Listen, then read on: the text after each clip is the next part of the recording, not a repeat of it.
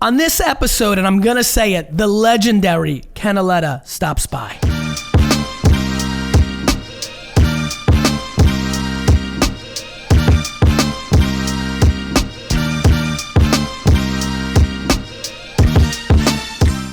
Hey everybody, it's Garyvee, Nerd Chuck, and this is episode 287 of the Ask Garyvee show.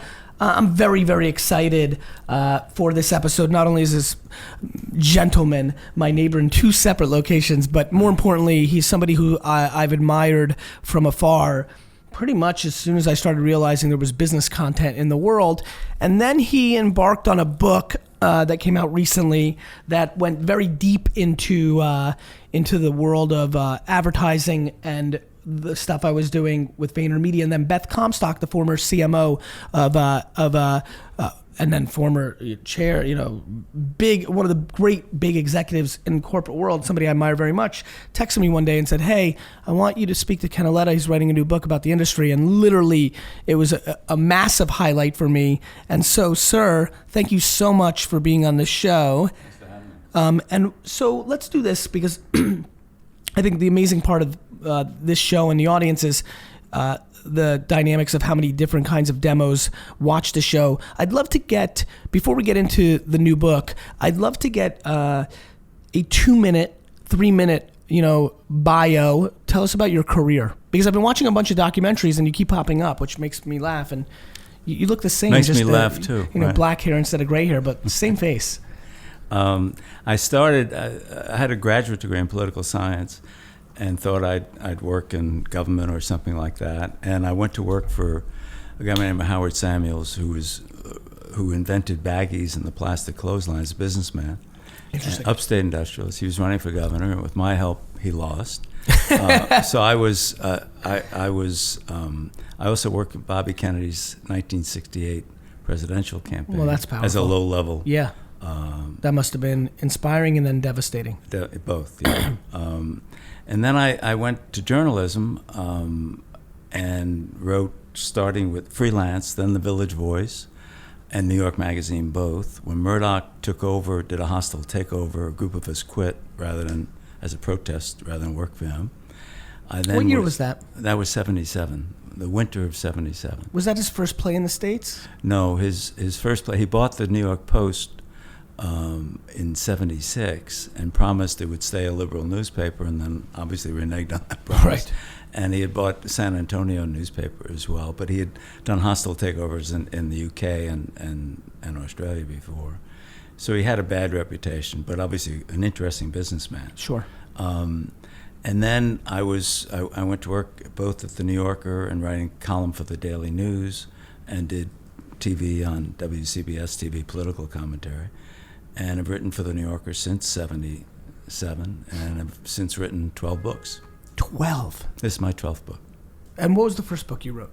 It's called The Streets Were Paved with Gold. Okay. And it was about what happened to New York City, not only fiscal crisis, but the flight of the middle class, the working class, the race, polarization. And I'm aware of that book. How did it do early on from a successful standpoint? It was not a bestseller as some of the other books were, but it's a book I'm proud of. It was. Did it put you on the map from a quality standpoint in the circles you cared about? Well, actually, part of it, some of it ran in the New York Magazine. Mm-hmm. This was before the New Yorker, in like 75. And I did a piece, should the people who hid budget deficits in New York City, like the mayor of New York, both Lindsay and Beam, the governor, Governor Rockefeller, Walter Wriston, the head of Citibank, some of the union leaders, did they commit fraud and therefore a crime? And Milton Glaser was who name you probably know, the great art director of New York Magazine. And I said, this is the investigative piece I've done. And Milton, right in front of Clay Felker, the editor of New York Magazine, drew what he thought the cover should be, and it was the mayor of New York behind bars, the governor behind bars, the bankers behind bars, the labor leaders behind bars. And the headline was, should these people go to jail? And I said, oh my God, they've just made this piece come alive. I was writing a serious investigative piece, but he just crystallized why people would be drawn in and want to read that. So That was a big piece. That was fun, yeah. And then I did, over the years, a number of other books. What was the most successful book you wrote of the 12?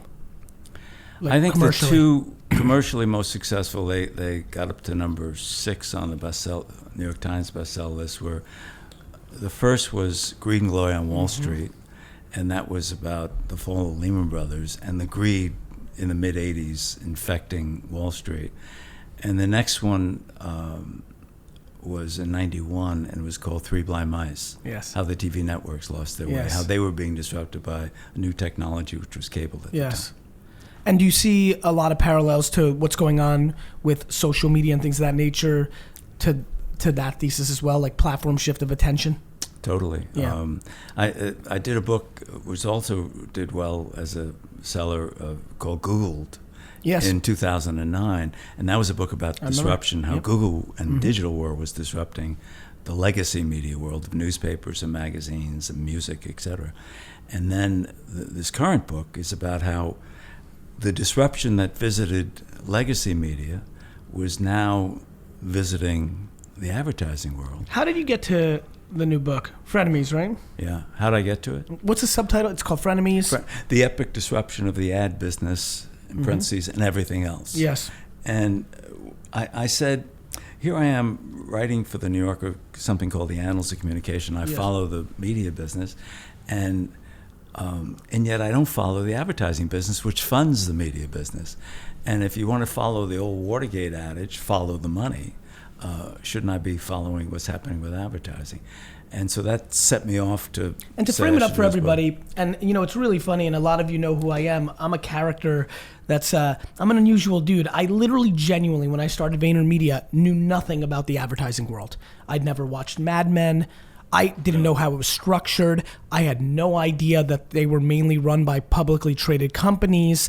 I'd never heard of the name this is 2009. I'm 34 years old. I'm a businessman, but I'm in the wine business. I'm in Silicon Valley investing. So I'd never heard of Martin Sorrell or Omnicom or Publicis. I didn't know what a creative director was. I had never heard, as a matter of fact, VaynerMedia's, you would be blown away. The first 40 employees of VaynerMedia, first of all, it's called VaynerMedia, and what we did was social media creative. We didn't do any media at the time. I mean, I knew we would. Number two, the first 40 people hired had 0 days of advertising experience. Why'd you hire them? I hired them because I knew that when I would have conversations with the 1 or 2 people, I met like 3 people, and a couple friends were like, you should hire somebody from an agency. I'm like, that makes a whole lot of sense. And I sat down with them in 2009 and 10, and I'm trying to talk to them about why we're going to focus on Twitter and Facebook. And, look, I'd already built a very large wine business. I had already invested in Facebook, Twitter, Tumblr. I had already had a New York Times best-selling book. I was a businessman, and I was 35, and they would try to convince me on why I needed to focus on television commercials. Basically, one of the reasons I admire and like you so much is you do 2 things that I like. One, you talk about what's coming, but it's already here. And Right. that is a very important statement. And that's where my attachment is to a lot of what I do. People think that I'm a disruptor. This has already happened.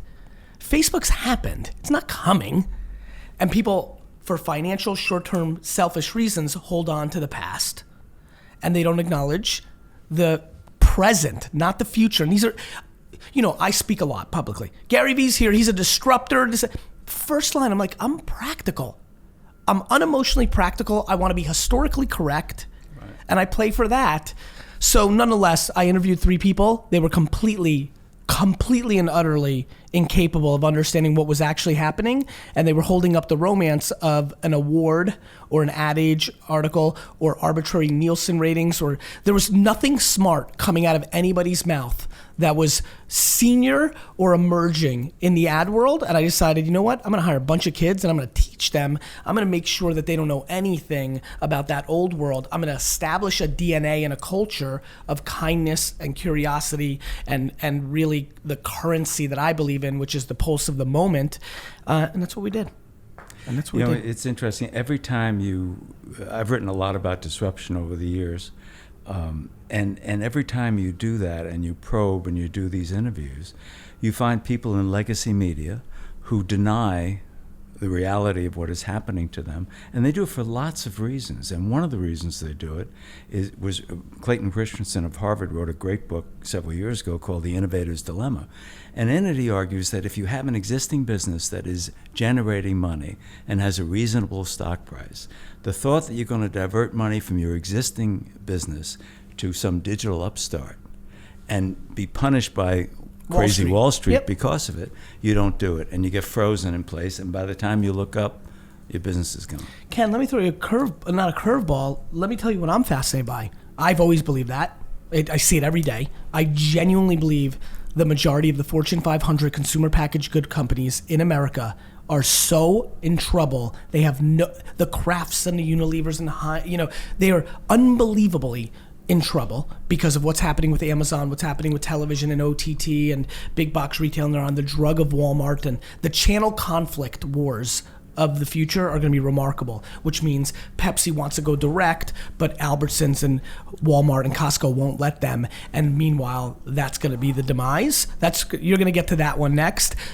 What's fascinating to me is, you're right, I've always been able to prey on the fact that people are held accountable in 90-day windows, and they will never invest, and they will always be CFOs, not CEOs, is how I think about it. That begs the question, Please. Gary.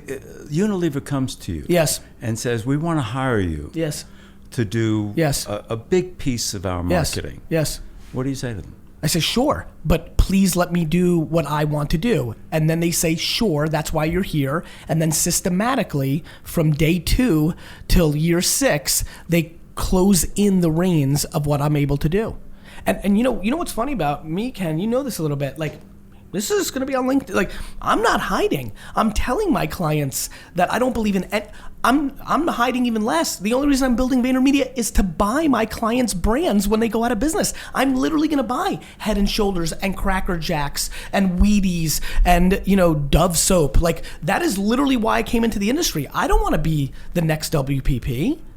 I don't want to build an agency. I wanted to meet people and build capabilities so that when the carnage came, I would be in a financial position to pick up these brands and run them. I want to buy the New York Jets by buying Rolling Rock. I was wondering when you get around to that. I'm going to get to that. I want to buy Rolling Rock for $230 million from InBev, ABI InBev, and then sell it to Miller Coors for $1.7 billion after I run it for 6 years. And what do you? But that begs Please. the question: what would you do over those 6 years of running it? I would change that. Liquor, let's leave out because the 3-tier system. But Okay. let's say it's let's use Head and Shoulders. I would become disproportionately capable at Amazon and Shopify, and I would not spend money on television and print and programmatic digital, and I would spend it on Facebook and Instagram and original media like podcasting. I would contemporize the business around nostalgia or legacy brand. And how would you create a direct relationship with the consumer? By creating one through marketing and comms, which is actually marketing where they actually are. That's the punchline here. Right. Like, the way they score, the margin is in television and programmatic. That's why those 5 holding companies sell that.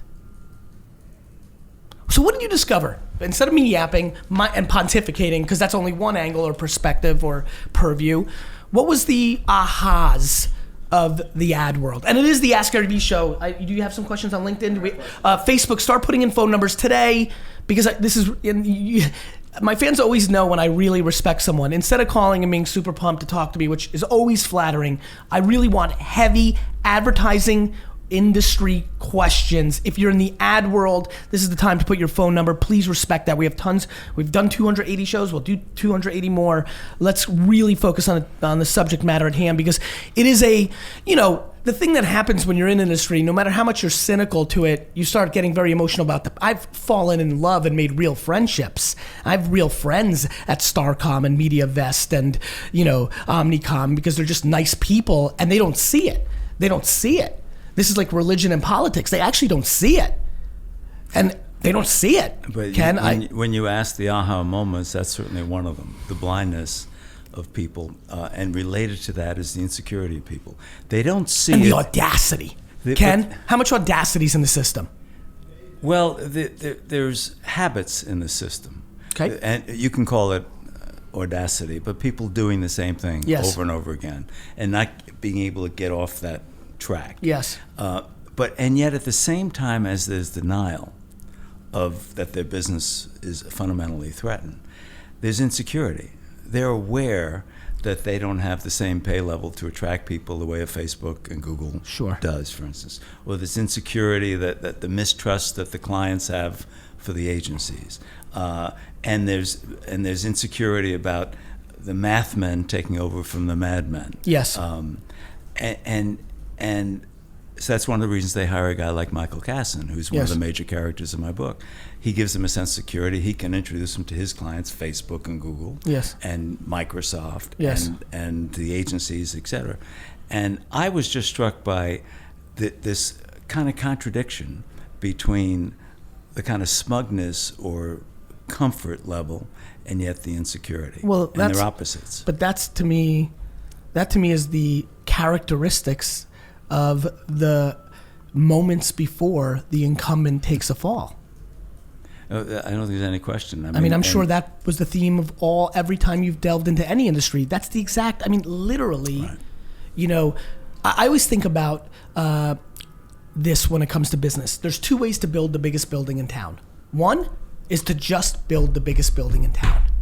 Two is to spend all your time tearing down everybody else's building.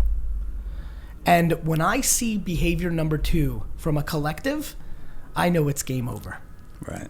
And so that's what we're seeing. So that makes sense, but I think that's an unbelievably common theme that you probably saw in the TV landscape. Do you have the recordings of when you write a book like about the three networks not seeing what's happening with cable?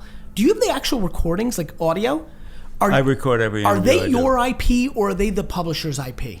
They're mine. I own. Have you thought about putting them out as a podcast? I mean, I don't consume anything, but I would listen right now to whoever was running ABC talking about cable television with the blind audacity that she or he did in when did you write that book? Came out in 91. It was a 5-year project. First of all, that's laughable to me to begin with. Here's why. Well, 5 years, that makes sense. To me, the thought that in 1991 there was still any debate that cable was disrupting the big three is exactly kind of how look at this. Look at how many goosebumps I'm getting.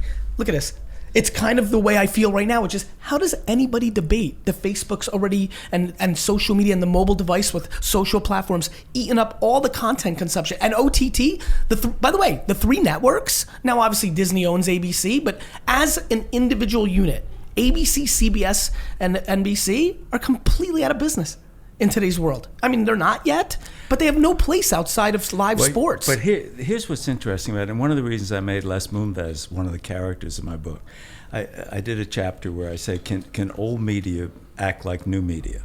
And I use Moonves and CBS. And arguably, Les Moonves is the most successful modern television executive in the last quarter century. No question. And you look at it, and when I go back to the book I wrote in 91, Three Blind Mice, CBS was 100% reliant, as were the other networks, on one source of revenue, advertising. That's right. Since then, the government passed the Cable Act in 1992, a year after my book, which gave them something called retransmission consent, which means the cable companies had to pay them to run their programs. CBS last year got $1 billion just out of that, new revenue.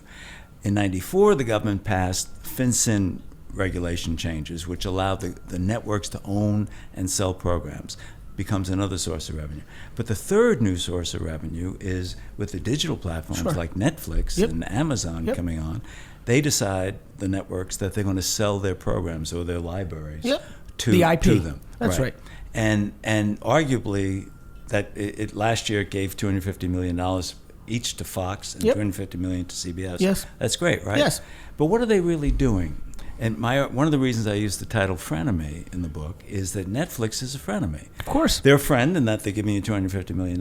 But what are you doing really when you do that as old media, CBS? You're giving up the touch point is the most important thing. Precisely. The touch point's the game. Whoever's closest to the consumer wins. So if I'm a consumer, of course, I say, I don't have to wait any longer to Thursday night for this program to come on. Of course. A. B, I don't have to watch commercials on Netflix or HBO or Showtime. Of course. And C, I am basically giving ammunition to my competitor to The kill me. distribution's been commoditized because of the internet. It's now only about the IP. Right. So, okay, back to the advertising world. Do you have a question? Yes. Yeah, let's go. Let's actually move on to that, and we'll come back. What do you got, Andy? Oh, you're going to call somebody? Yeah. Very nice. Good. No, that's fine. That's perfect. So while you're doing that, But you know, I want to talk about Casson and Media Link because I'm curious. I want to Please. just throw in one other thing. Yeah, please. The largest, there are lots You of can dial, but frenemies don't hit in the advertising world. There's a lot of frenemies in every business, right? That's right. But the biggest frenemy I discovered, which goes back to your aha moment question, in the advertising world, the biggest frenemy is the public. The public you need to sell your ads and to buy products. But the public increasingly is armed with tools to prevent your ads from getting through, particularly on their cell phones. That's right. You know, be it ad blockers. That's 20% of Americans have an ad blocker. That's right. 55%, according to Nielsen, who record programs on the PVRs, Yep. skip the ads. That's right. We don't want to be interrupted on the most personal device we have. Time matters. Right. Time matters. Ken, and there's another one, which is the hidden conversation in that. Even when it's not being recorded by the data of an ad blocker or the Nielsen rating, there's something that has always been my ally in business. Her name is common sense. Here's what common sense tells you. I don't give a shit what data is being thrown around. When a commercial comes on television, for most Americans right now, they go and look at their phone. Period. End of story. There's nobody on earth, there's no report that's being functioned and funded by somebody else that's going to convince me that Americans don't do that. The end. Attention is the asset. So then the question for the ad and marketing community is, what replaces that? If you can't get their attention with sales pitches, Yep. with things that feel like an interruption, That's right. what replaces that? To me, they're going to start looking more like media companies and less like advertisers. Okay, but one of the things that I came back at me when I would ask this question of people in the marketing world and advertising world, they would say, we're going to offer you services, Yep. not sales pitches. And because we're going to be able to target ads, we'll know so much about you, Gary, Yeah. that we'll be able to target ads at you. And then the question becomes privacy. Yeah. The more, it's a seesaw, the more Sure. you target, the more privacy goes down. The more privacy goes up, the more targeting ability goes down. Sure. And that's one of the questions for the future. I don't know the answer to it. Here's the best part. The best part, I wish we had a coffee before you started. There would have been one question. I would have begged you, even if you didn't use it as part of the book, just for our own fodder. Do you know what my favorite question to ask everybody in the advertising world is? Have you ever sold anything in your life? Have you ever worked retail, or have you ever sold? Have you actually ever sold anything in your life? Because what the question over a thoughtful dinner and a bottle of wine, and if you have a fair audience and you're a bunch of friends and you actually talk it out, what you learn about the question, have you ever sold anything, my friend, is the following. You have two sides of the camp in the ad world right now, the math kids and the art kids, and they all claim theirs is it. The reality is, it's both. I agree. 50-50. I agree. 50-50. I don't know whether it's 50-50, but it's both. It's going to be 50-50, and I'll tell you why I believe that. It's the data is scaling at a level that matters. You can get in front of people better than ever. To your point, it will always seesaw, but there'll be the next thing. As attention shifts, like, Facebook won't hold it forever either. It's just that kind of game. Amazon won't hold it forever. They may have 10, 15, 20, 30 years. I don't know, 7, 9. But the art is the variable of success. I can get in front of everybody. Let's use politics because everybody loves to talk about Cambridge Analytica. I can get in front of every liberal and conservative all day long. But what's the picture in the video to get done what I want is the variable. I can get in front of somebody who buys cereal all day, but if I'm representing Cocoa Puffs, do I know what picture, what copy, what video to get them to do it? Here's the problem. They're all talking theory. My friend, they're all talking theory. Do you know how many practitioners are in the advertising world? Do you know how many people work at Omnicom, Publicis, and all these companies are actual doers? And that, to me, is the punchline of the game. But doers, by doer you mean, what do you mean by doers? Who actually create or who have done sales? I'm not sure what. Sure. That's the punchline, Ken. Like, to me, my dream, I always, one of the reasons Vayner has grown is we could be much bigger. You made a comment before we went in there, like, hey, nice new op. Like, we're growing. You couldn't imagine if I was willing to give up 1% of my legacy, how big this company would be. If I was willing to sell programmatic, if I was willing to sell television, if I was willing to do that, this would be super over. They don't know how good they have it that I'm not willing to conform because I want to look good in the recordings and books when I'm 96. I'll give up the money. Short term, long term.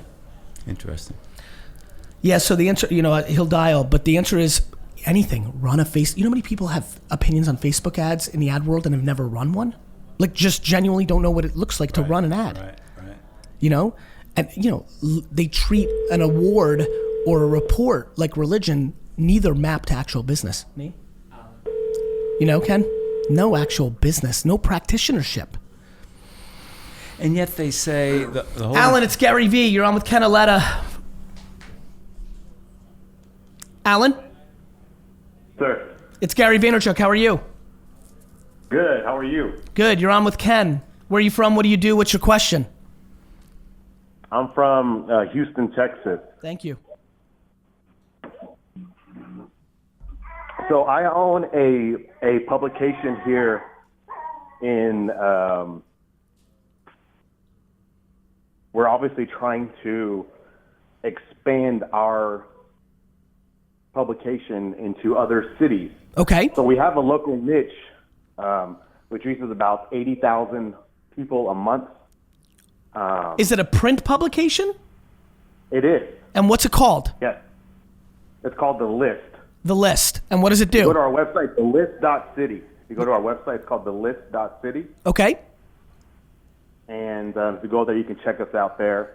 So far, we're in 2 cities. We're in Missouri City. We're also in Sugar Land, Texas, which are predominantly the top 2.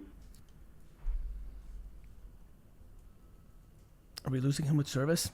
So we're working on basically expanding our publications into other cities across the country. Alan, what does the List do?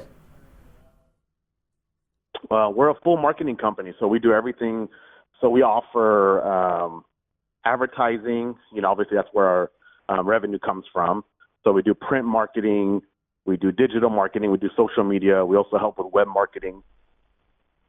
So we do a little bit of everything. Okay, and so what's the question?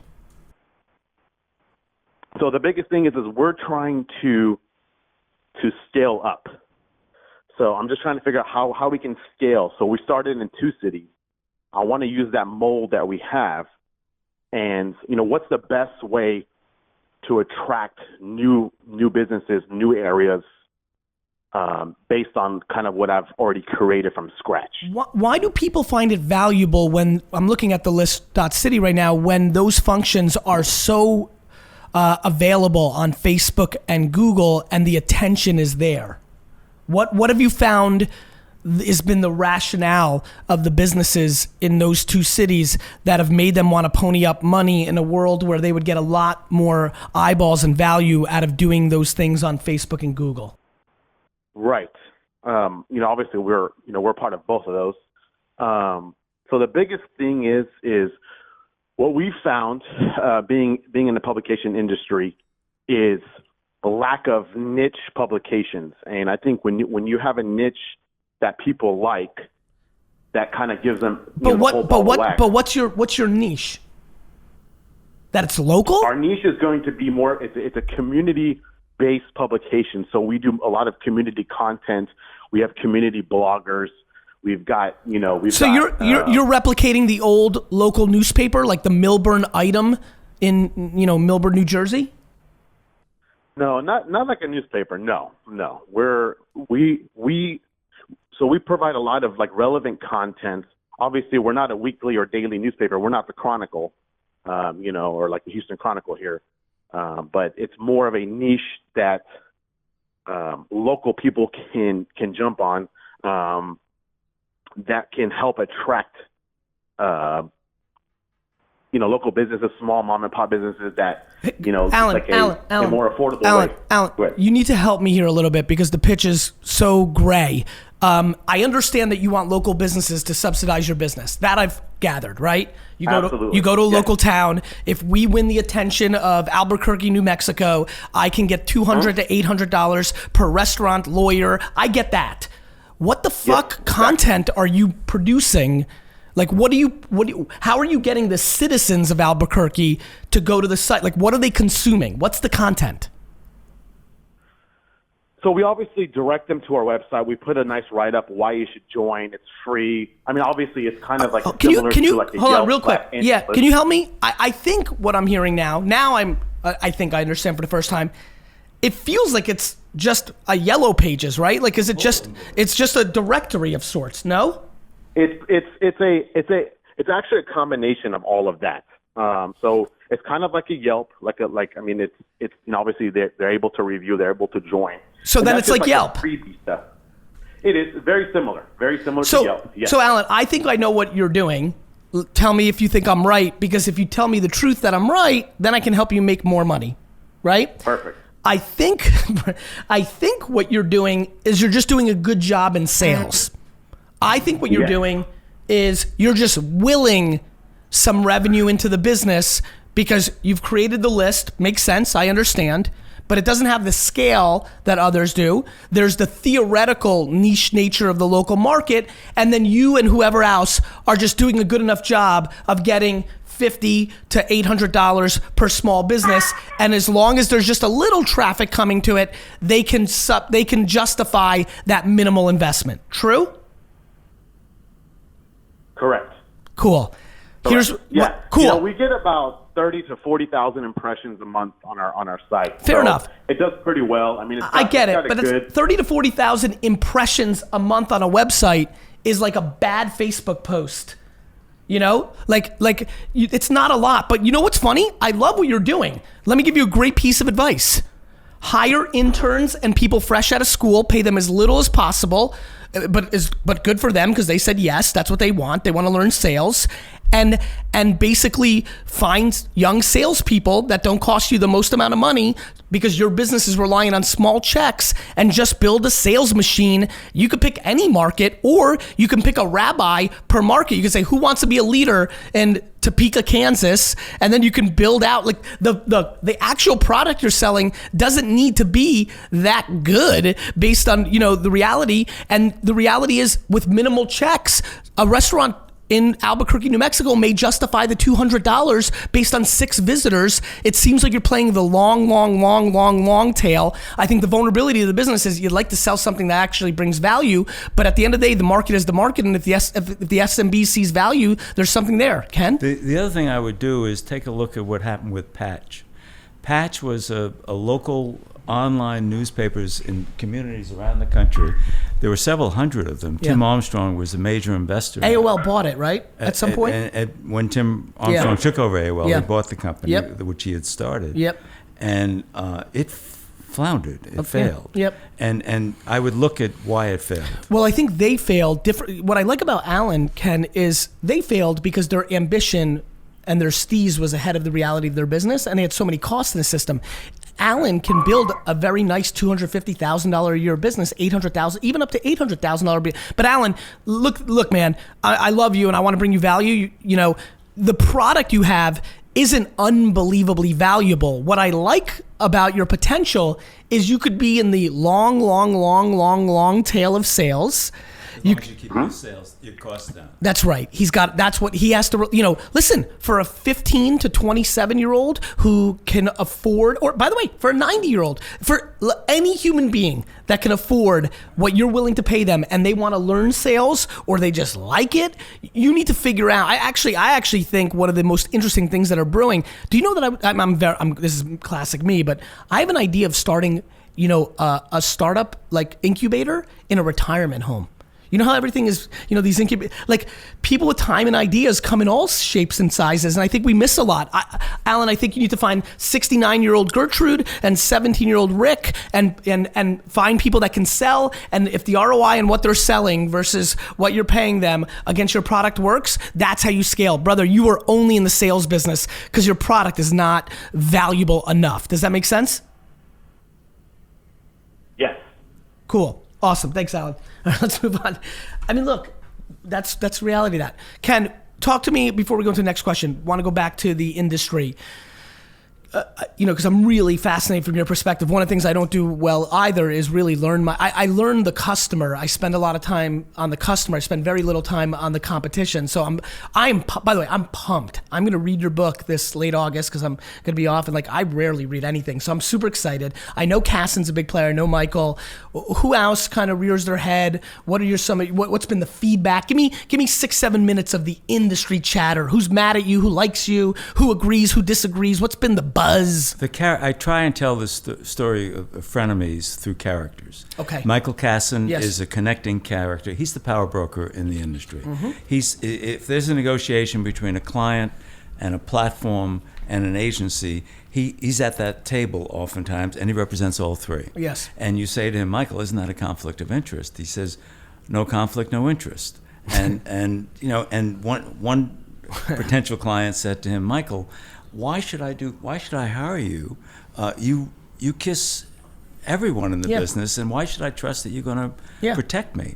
He said, you want a good kisser? I'm your man. Yeah. And he is a good kisser. He's good at that.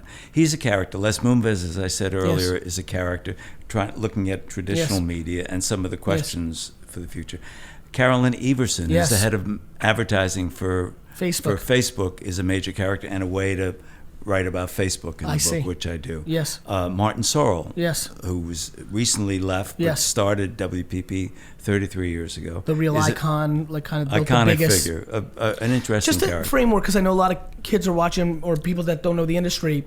In the industry, the Mad Men stuff, you have an agency, used to be that they would place your media, they would buy the ads on ABC or a billboard and make the pictures or videos that went into it. Those separated over the last 20 years. And then there's lots of different companies, but those all consolidated under the roof of, how did you position it? 4, 5, 6? How many big holding? Five big holding and companies.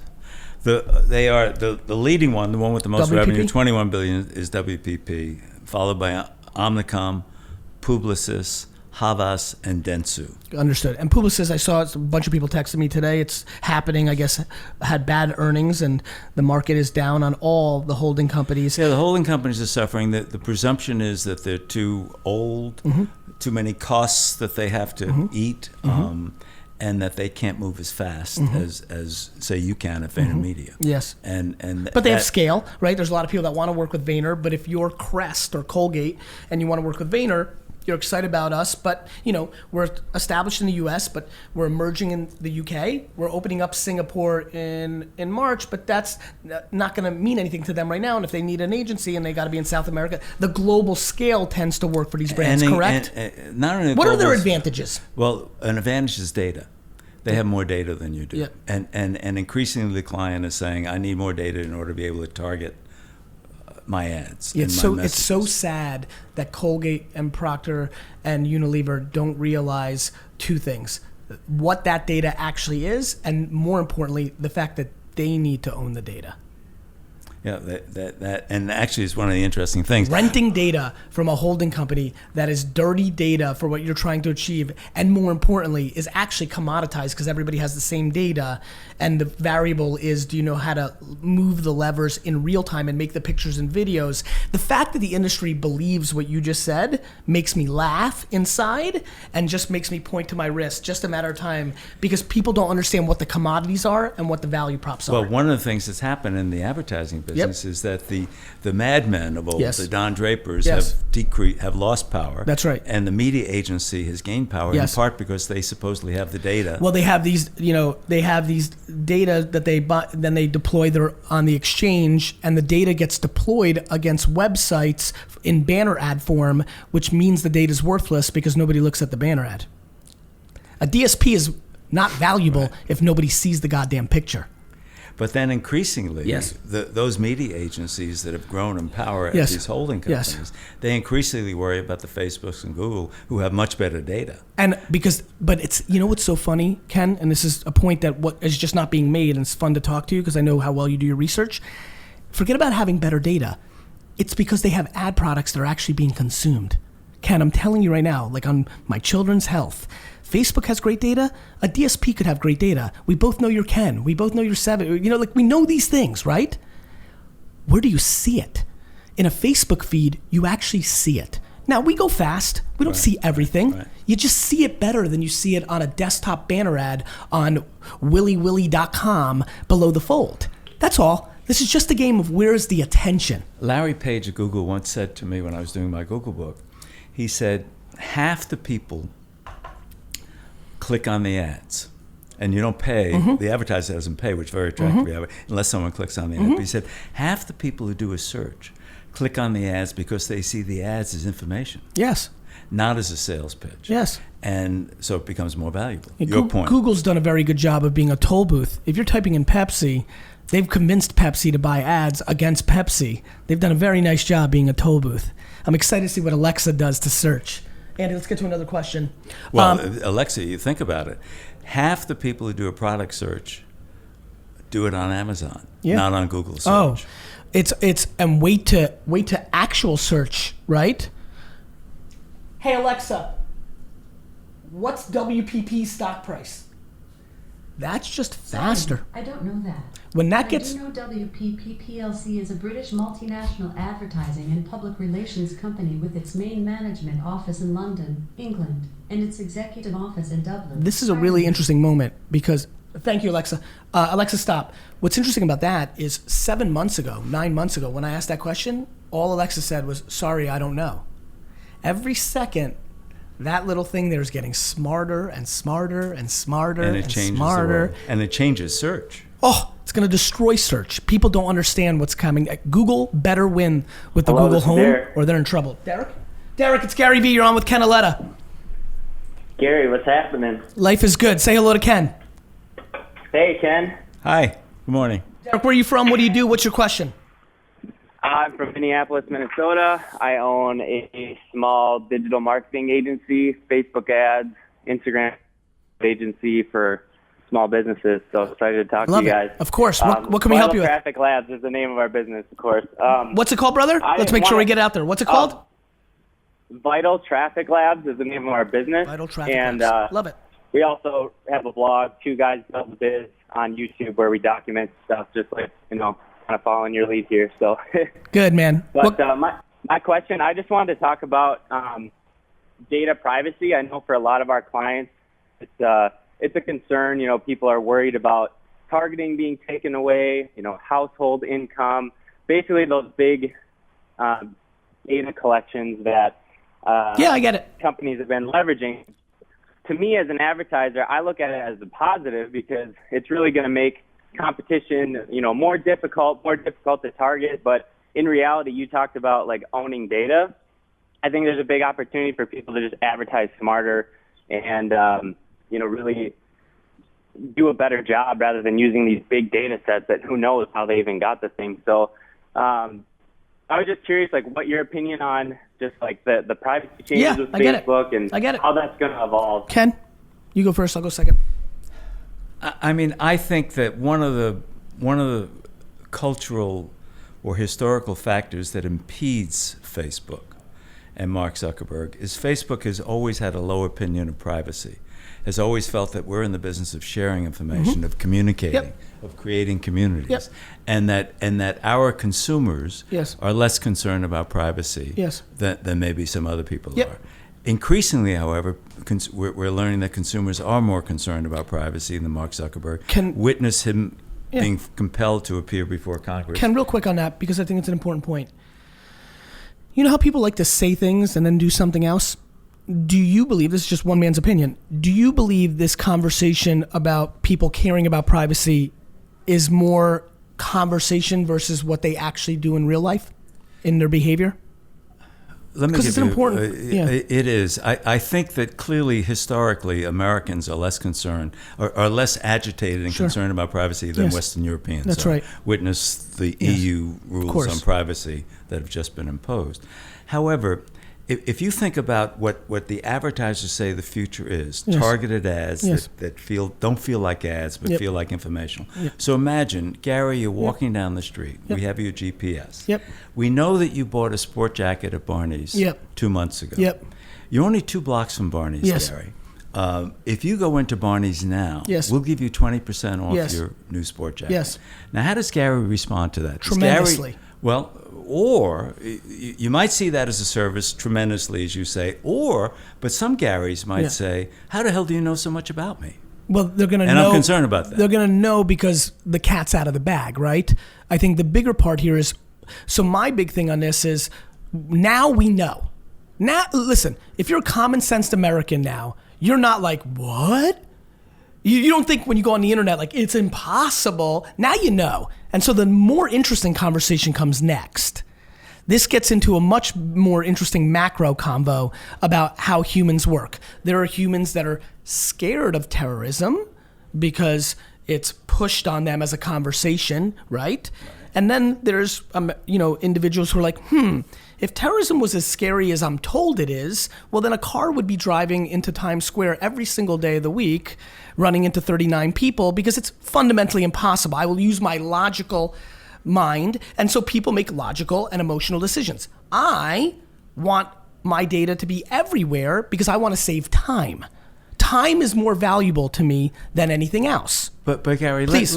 Let's say you're right. Yeah. But let's say that 30... By the way, real quick, Derek, real quick, 2 things, because I don't want to... Please hang, but I think Ken and I are about to go in a rabbit hole, so I want to be respectful. 2 things, brother. Number 1, if Facebook had no targeting, none, 0, like television, I would tell you that it would be the best ad product in the world, because what would happen is you would still have the attention of the end consumer. And yes, we would be guessing, and it wouldn't be fun for me to put wine ads in the feed where people don't drink wine. But guess what? I see car ads and beer ads, if I watched a commercial, 90% of the time on television during a sporting event, and I don't do either. So the price of Facebook ads to just get overall awareness would still be a remarkably better deal than 90% of the alternatives, as long as the ads money continues to not go in there by the big holding companies because they haven't figured out how to make enough margin in there. Yeah, but wait, please. I want to. I'm you not should. sure.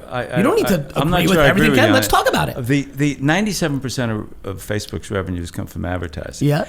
And those revenues come largely from advertisers who say, I like the fact that you can target ads on Facebook. Today. It's not just about awareness. Today. And so if I can't target, if I don't have the data... It's because everyone's wrong about the awareness on Facebook.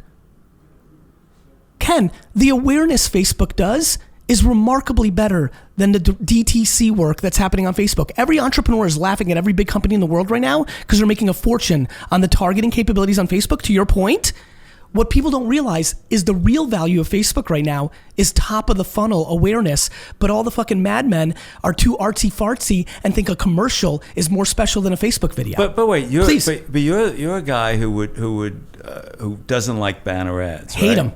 Isn't what you're talking about the equivalent of a banner ad on Facebook? Of course, but Ken, I ran banner ads for Wine Library in 1996 because they got 14% click-throughs back then. I don't like anything, or I don't hate anything. I like what customers are doing this second. I day trade attention. Brother, I day trade attention. I have no feelings for anything. I can't wait to make videos in 9 years saying Facebook's fucking shit. How the fuck are you guys still in Facebook? How do you not understand AI? How do you not understand VR? How do you not understand influencer marketing on booboo.com? I have zero emotion. Once you have emotion, you're vulnerable. This is about day trading attention every second of the day. And the top of the funnel brand work at scale to move Coca-Cola and BMW lives in one place, Facebook. Almost no one's talking about that. All right, but please. You say something that's pregnant with questions, which is, if in fact 7 to 9 years from now, Facebook may be disrupted. Yes. I mean, I understand someone in a garage be it Steve Jobs in a garage or Sally's in her garage right now. But what is in the how do you disrupt with network effects benefiting Facebook? Yeah. 2.2 billion consumers. What is the garage? You would have said the same. Well, first of all, platform changes. Yeah. So right now we're talking about visual in here. Hey Alexa, who's Mark Zuckerberg? You know, when we start going, Mark Elliott Zuckerberg is an American technology. When we middle name. When you know, I never knew Mark's middle name. Mark Elliott. Alexa, stop. Ken, you know this. When we move to a different platform, all bets off. There's only two companies I'm really bullish on: Facebook and Amazon. You know, when we go to voice, 2.2 billion get reset. You would have said the same thing about IBM. You would have said the same thing about Microsoft. You would have said the same thing about Google. You know that. Yeah, you know that. But actually, you feel out of all the years of disruption, from Woolworths to Walmart, from all the years, you're telling me now this is the one. It's Facebook. It's this one. This one can't be disrupted. I have a heart. I mean, having written, for instance, covering the Microsoft trial in 2000, and where the Justice Department claimed, and the judge, the original judge, ruled that they should be broken up. I thought it was a crazy decision because the internet and social networks want to break them up. That's right. I have a harder time with the benefits of network effects because you haven't spent time on blockchain enough. You haven't spent enough time on. You just haven't spent enough time. But I watch Facebook buy Instagram and buy people who companies that could potentially disrupt them, and the government's stepping back and allowing them to do that. Listen, if you want the government to get involved, good news. Sometimes I'm not saying you do. Yeah. Good news. Sometimes they do. I'll tell you right now, Amazon is far, far more along in the leverage they have than Facebook is. Well, and I noticed you left Google off your list because you see Amazon threatening them. Bro, my POV on Google and Apple is it already happened to them through the merit of actual merit of business. Look, I believe left on merit, Facebook and Amazon get disrupted. I feel like that happens. I feel like there are moments in time that governments like to get involved because they get scared. I feel like Europe is more on privacy just because it's an older version of entitlement than America is. It's just 300 years ahead of us.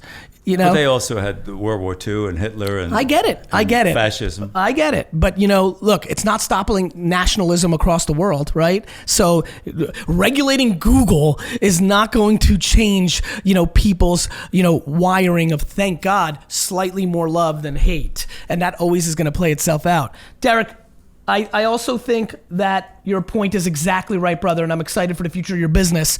It will be a practitioner's game. It is now, and you know this, even with all the data, to your point, the data has made a lot of advertisers lazy and not good. You know this, Derek. Even if you're an amateur, you could be good at Facebook because it's so underpriced and so good, right? Admit it right now. Exactly. Like you couldn't believe how good you were at it at first, knowing deep down in your heart, fuck, I don't even know anything yet. True or not? Yeah, for a local business to just take a at bat at running Facebook ads, they could do some serious damage without really knowing much at all. And all of a sudden, you're the darling of the ice cream truck. Yep. Exactly, but when it comes to like a national campaign, or like you talked about cracking Amazon or getting people to doing sales on their own e-com store, Shopify, like that's where it gets more technical and where leveraging data. Yes, but let me tell you this as somebody who lived through early internet and then lived through early Google AdWords, the C players are still making way too much money on Facebook. That means the biggest companies in the world are not pouring the proper amount of money in there. Derek, your 100%. Game with Facebook is to continue to hope that the companies that Ken wrote about in Frenemies continue to think that they can make more margin on their own DSP and programmatic and on television, because as long as they keep doing the wrong thing for the biggest clients in the world, you and I will continue to eat in their selfishness. Exactly. Well said. Thank you. It. You got it, man. Take care. Ken, oh shit. Sorry, Derek. Ken, I really believe that last statement. I'm very, I am not Mother Teresa. I put legacy over currency, so that drives my actions. And my ambitions of buying brands just happen to, by accident, align my interests better with my clients. My clients getting better services from Vayner is absolutely a collateral from my selfish ambition. But it is playing out. No, I mean, listen, if they were smarter and more attuned to the reality of what's happening, they would fear you more than they do. You mean the holding companies? Yeah.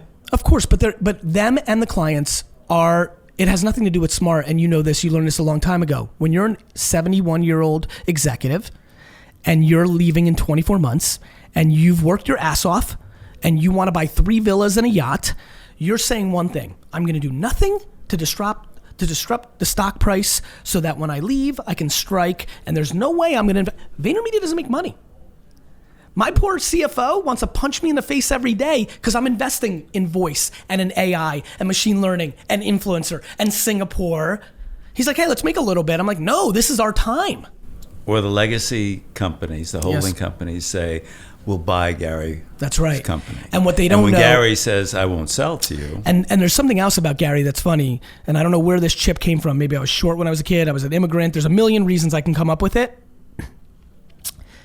It's not about me. I'm going to do great. So Vayner's going to be a $2 billion company. Peanuts. It's that I'm obsessed with inspiring Derek and Sally to stay independent. And then shit gets real interesting. Gary's going to do a nice little job with Vayner and do a couple billion. Gary inspiring an entire generation to tell the holding companies to go fuck themselves because they actually make more money with staying independent in the long term, that's a big fucking problem. And you're right. If they really, really, really, really knew what I was up to, because usually they rely on greed, not legacy. And when you get a character that comes along that cares about legacy and knows how to do comms better than anybody else, your industry's in big fucking trouble. You should define for your viewers what you mean by legacy. For me, reputation. Current reputation that only grows. You know, I want to be the reverse of Christopher Columbus. I mean that. I know who I am. I know how I roll. I like that. Here's what I like about the way I roll that I want to inspire other people to roll. I love that the people that know me the best like me and admire me the best. I don't mind people that see me cursing on stage saying he's a charlatan. I have empathy. I understand why they would go there. I know what I look like as a cover. But I know I like to have a good reputation with the people that know, right? And then I like that it will grow in respect as it looks back upon to really what I'm really doing with 15-year-olds on Instagram right now, and the propaganda of kindness and gratitude and empathy and being the bigger person, the things that I'm teaching to a generation of alpha males right now, I will never reap the benefits of that work today, but I think my grandkids are going to be really proud when people chat about it once people can dissect it. And I have a great benefit that Muhammad Ali and others didn't have. It's all being documented. And, you know, I have very big ambition. And I when you see say it. documented. What's that? We're documented. I film my whole goddamn life. You know, like it's a very big ambition. I'm up for the challenge, but I will say this. It is all built on the thing that you've covered your entire career, which is this amazing audacity. People doing the wrong thing for short-term economics at the expense of their legacy. I can't wait for history to talk about this era. You mentioned earlier that I came to you through Beth Comstock. That's right. At GE, and I said to Beth, Beth, who should I talk to who's a disruptor in the business? She said, Gary Vaynerchuk and VaynerMedia. And in fact, you are one of the people I profile as the disruptor, and the other is Bob Greenberg at RGA, who basically says the ad agency is a dinosaur. That's right. You have to redefine yourself in another way. A real and both legend. of you guys, I spent time with in the book as juxtaposed to the WPPs and the others. Ken, I appreciate you being here. My pleasure. Ken, on this show, the guest gets to ask the question of the day. And, you know, as a research man, I don't mind where you go with this. Maybe you already know the next thing you want to write. Maybe there's something that you're just curious about. You've got a ton of entrepreneurs skewing under 40 pretty aggressively. You know, what question of the day do you have for them? Doesn't have to stay in the context of our talk even, because I know your brain's always working on the next thing potentially. Or maybe just, I don't know, how the Mets are going to finish their season. I don't care where you go with it. Well, I'm not going to ask you how you're going to buy the New York Jets. Not me. You're asking them. And my 13th book, I would like to be a biography, and I'm wrestling with who is a great biography subject. And so all ideas are welcomed. I love that. You've never done that. I've done profiles of I know, people I in know, the New Yorker I know, for years. I know. But I'd like to exercise another muscle by writing a biography. I love it. But I don't want to do historical biography because I like to interview people, and I can interview dead people. I love it. Ken, thanks for being on the show. My pleasure. You keep asking questions, we'll keep answering them.